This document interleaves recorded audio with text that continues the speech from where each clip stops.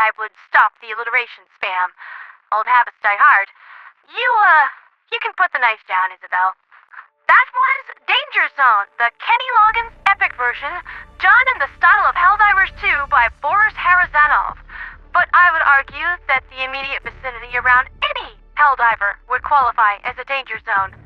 Stuff just, has a way of exploding around us, you know? So, first thing on the list of community news items today is that I have to print not quite a retraction, but just that I didn't know the entire story. Apparently, this report that I picked up on with the EMTC and the Bank of Prosperity yesterday was actually supposed to be a quiet transfer of internal assets between two companies, especially relevant as Moxie is on the Bank of Prosperity board. Also, this was information I was technically not supposed to have in the first place, and was gleaned because my robot buddy has lead hacksaw skills, and broke into the EMTC's database to unlock their STS guns from us, and might have stuck around a little longer than he was supposed to, reading their mail. All of these factors combined to have the EMTC not exactly happy with me, and I have been told to expect a video meeting soon. I mean, it's not like they can just haul me back to the Meridian sector for a meeting with HR, right?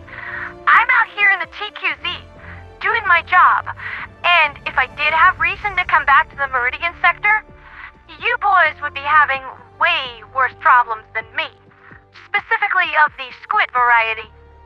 But yeah, come on, EMTC. I'm the radio angel. I saved your bacon with those hospital ships. I showed the Illuminate which finger is the longest in defense of your assets. We're all on the same side here. It's part of a journalist's job to predict what the powers that be would rather go unread. Anything else is just cheap public relations. I am sure that we could work something out. Something that doesn't involve me getting slacked with a fine so massive that Hugh Jackman will be able to retire before I can. Next on the news doctor for today is that apparently there was some sort of incident that unfolded at the SDF Sparta prison complex last night involving the spontaneous outbreak of zombie fever, the destruction of the facility with a pinpoint maser array strike, and a massive prison break. Details are still coming in on fatalities and escapes, but fortunately the highest profile prisoners, such as the dreaded Dr. Z, are still accounted for. Preliminary reports are that the doctor actually assisted SDF prison staff in defense of the facility and helped evacuate the others before the facility was destroyed in the maser array strike, which he is taking responsibility for. Clearly, there is more to this character than first meets the eye. Now we move into news from the galactic sphere. Following the completion of the major order, most bug divers have returned to Erata Prime to liberate that massive celestial litter box, and they took the DSS with them. I, personally, would have opted to finish off Cirrus and take the payout from the completed contract, but that's just me. I guess the bug divers wanted a really good fight against those swarms of sentient blenders. However, a short time ago, both Phact Bay and Terrek are reporting double spore fall events. So while the major order may technically be complete, the work of the bug divers is not yet finished. Go forth, my siblings in arms. Spill some E710. Activity looks like it is slowing down within the southern frontier, with only an attack on Baldric Prime and Alairt to report, with the situation on Alairt still ongoing.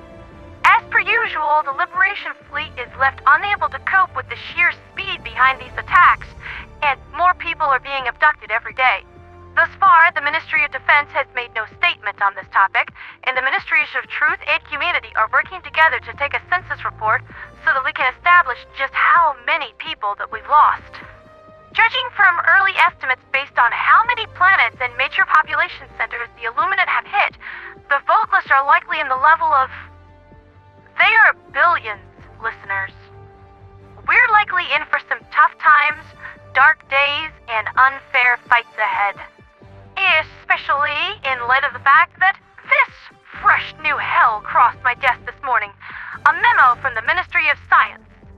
Multiple astronomical monitoring stations have reported the appearance of unexplained gravitational waves and wobbles in the orbits of astronomical bodies. These space-time fluctuations have been positively correlated with Illuminate activity.